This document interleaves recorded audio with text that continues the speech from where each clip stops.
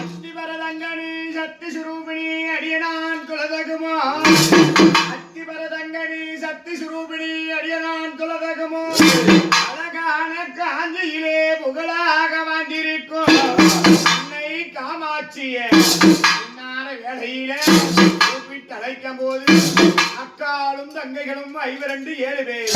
இந்த அக்காலும் தங்கைகளும் 527 பேர்.